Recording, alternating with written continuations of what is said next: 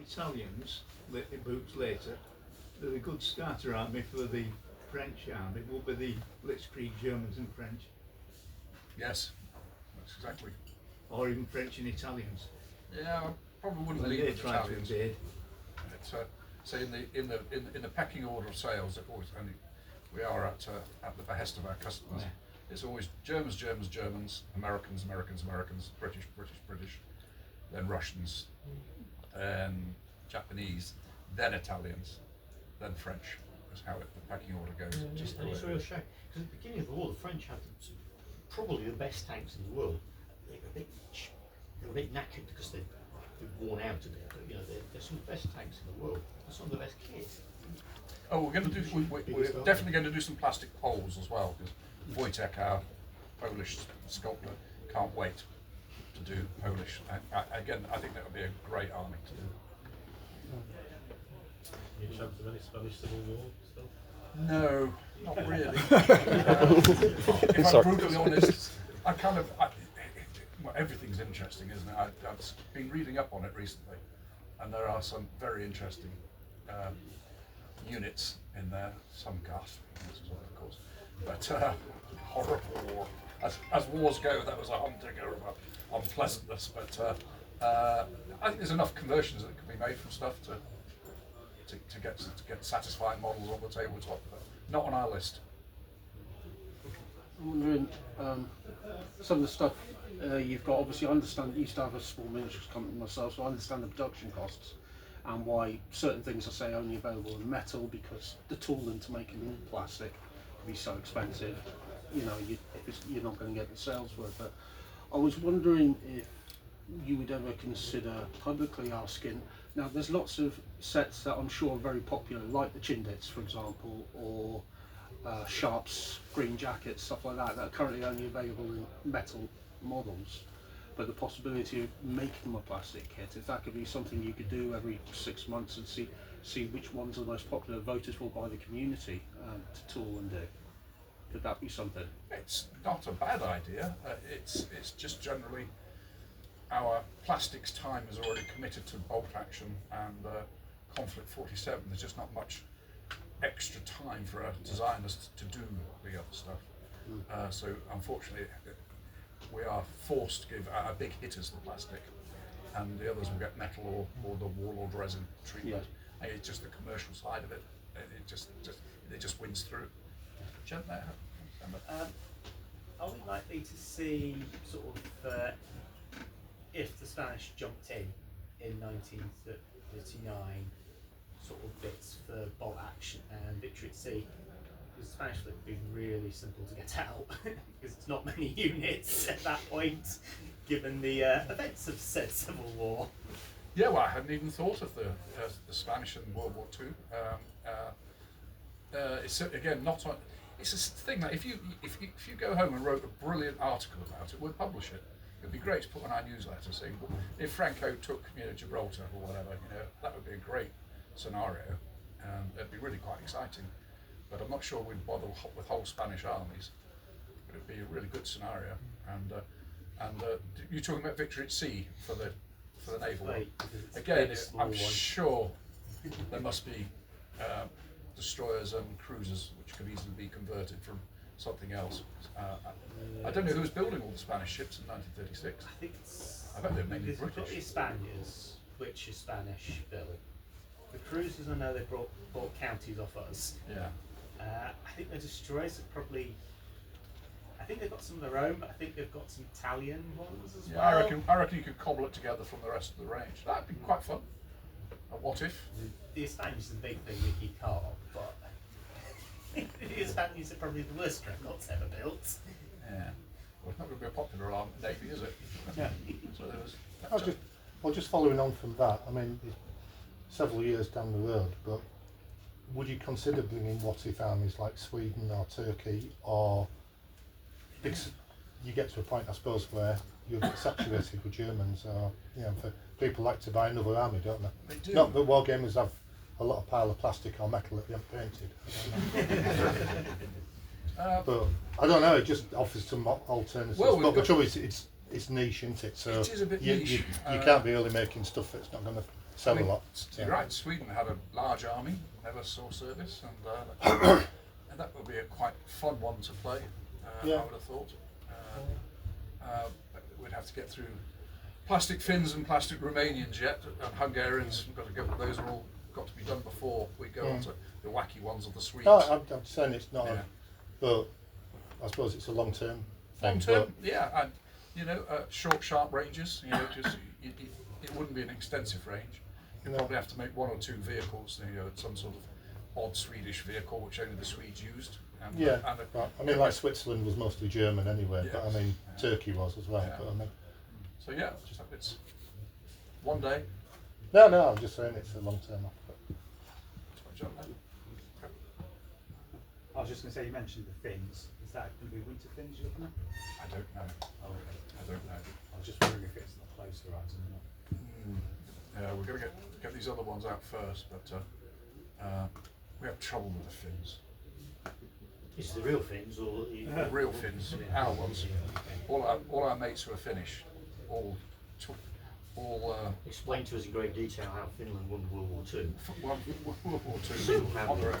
Yeah. And so they wrote right in the manuscript that everything was uber this, the best scouts, the best snipers, the best engineers, the best artillery, marvellous tanks. No, they didn't. The tanks are rubbish. And they said, yeah, but they put their best men in the captured tanks. So it's continually everything was tip-top. So we had to in the end say, look, they can't be brilliant at everything. It just doesn't make a very good game otherwise if you're the Germans or the Russians. But so I don't know which one we're going to do, but Finns will come, and I think they'll be great, including reindeer. One there, then one there. Yeah, just moving on from there, obviously you've got a big schedule of army books to come out. It's going to take a little while. But are there any plans or any ideas in the pipeline for campaign books to be converted, or is that I too far don't in know the future? answer to that. You have to grab Alessio when he's the tall one. Yeah. Grab him and ask him, and he'll give you the full one on that. So otherwise, I'll tell you something which isn't true. I want to do that. Yeah. So I'm just very happy that you mentioned plastic Romanians there. Slippery. Well, it was a big army, wasn't it? It was. You know, bigger army than America in 1939. Is that going to be sometime next year? Oh, no, 2 years. 2 years away. So. What's your sort of view on a 28mm sort of pirate game, similar to Blood and Plunder, maybe with the boarding actions and so forth, similar to Blood and Plunder? Rick. Seems like there's a potentially. It seems like it's very Warlord, doesn't it, with its sort of dash and dare and. I can't listen to someone talk about pirates without wanting to do a pirate accent. It's terrible. Hell's bells and buckets of blood. Hell's bells and buckets. You of could sell blood, hats yeah. with the box set, couldn't you? Yeah, yeah. We had a kind of a pirate based supplement for Warhammer long ago at one time in the 1980s. It was based off the old Lord of the Rings rule set, wasn't it? Oh, that was late. That was way later. Yeah, it was. Yeah. I don't know, really. Not something I know anything about, to be honest. No, I suppose the only thing we could do a supplement for the Black Seas. Yeah. Thing with the small ships. Because the Blood and Plunder works very well because they go from the boats to the land so well, and I don't know if you've ever played the game, but the rules works really well. But the period does seem very sort of Warlord in a lot of stuff that you sort of do yourselves. Yeah, no, what are you trying to say? Pirates. I think we could have a lot of fun in the Black Sea scale, turning into pirate fleets. I think that would be a good laugh, and do a self-contained game. Yeah. Of you taking over each other's islands and things. That would be a hoot. Yeah. I agree. Go and write it for us. Okay. That's all we need. Well, if you see Gabriel, who's the writer of our one, he'd be ever so keen if you suggested it to him. He'd love to have another go at writing more Black Sea stuff. Yeah, how much of your stuff comes from the man and the plan in ratio to each other? So how many times are you like approached by a fan who's got an idea compared to design in-house? Supplements, probably more often Supplements, than not, because most of you in this room have got a book in you. I can tell you have, because we're all obsessed about something. India-Pakistan War of 1967. I could write a book on that. It's a big seller. I've got it. Big in Pakistan. Not in England, unfortunately.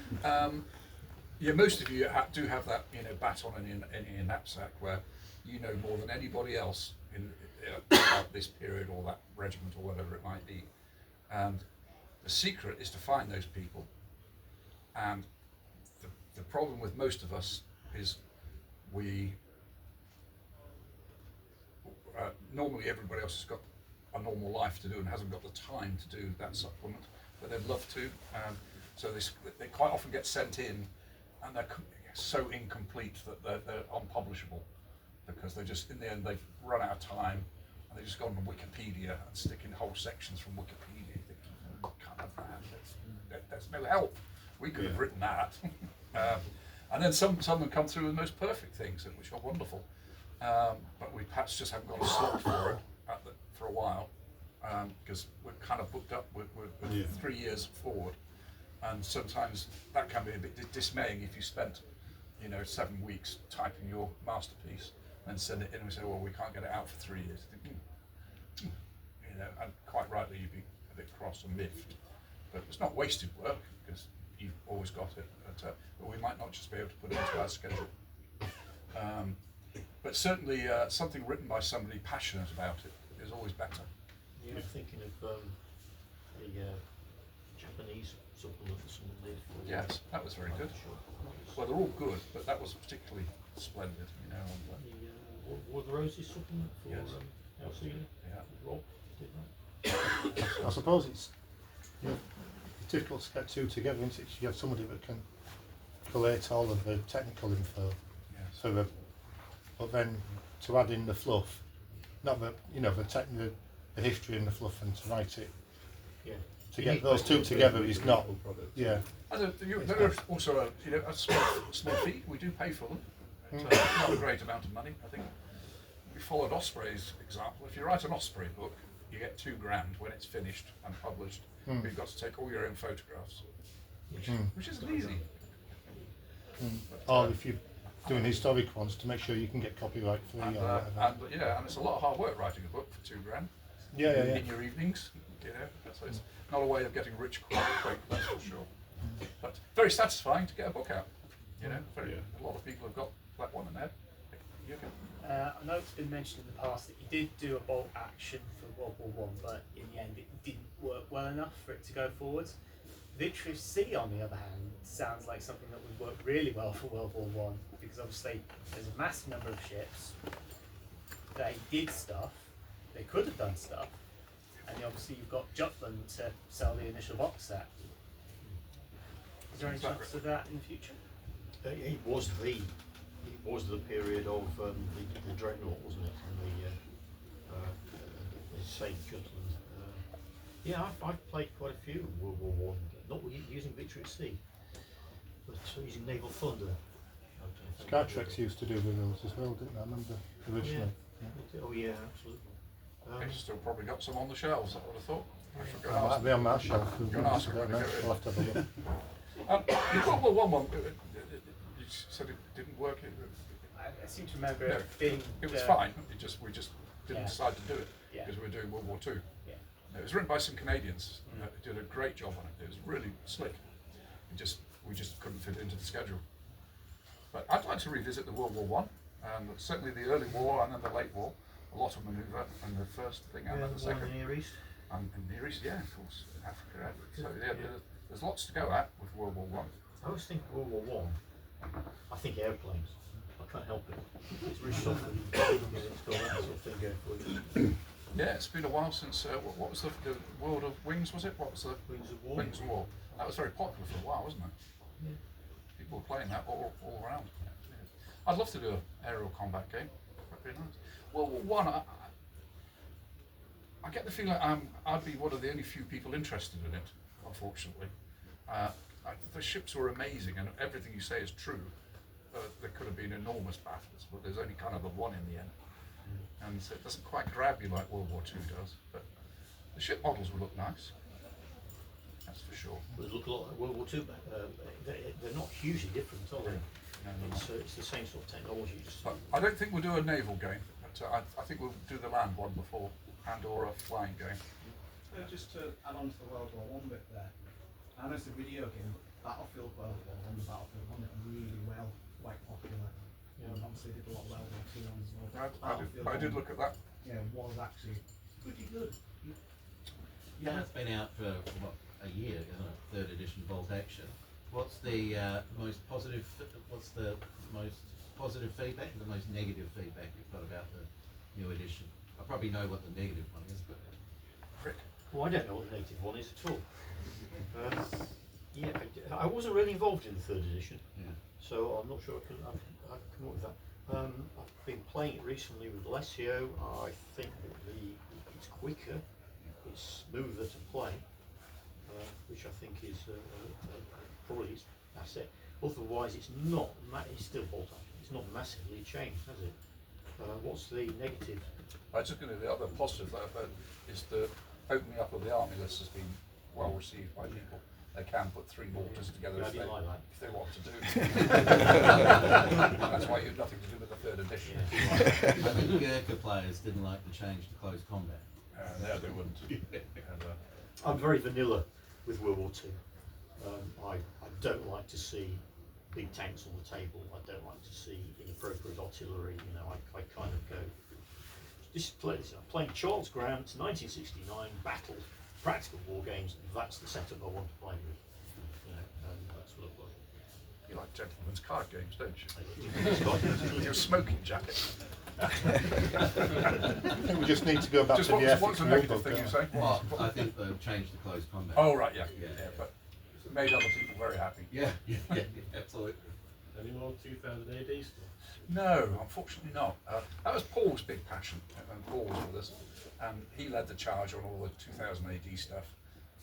But I thought the models were terrific, and the game was good, and we were all, every year you're waiting for the new film to come out. Then they said they're going to do a mini-series. That'd be great, and it never happened. So the sales were always okay, but then you're paying a royalty as well, so it got quite expensive paying a royalty on not great sales. So we've dropped it now as a license, which is a shame because I think a lot of work went into it for what came back. Yeah. So I guess you pay the same royalty fee no matter if you sell 1 or a million. Yeah, Isn't it's a it? percentage of the. Is it percentage of sales or just? But there's monies up front as well. Yeah, so it's a costly thing. It is a costly thing. There's also approval, so there's some internal bureaucracy you have to go through as well. Yeah. Yes, getting things signed off that won't there. You were talking about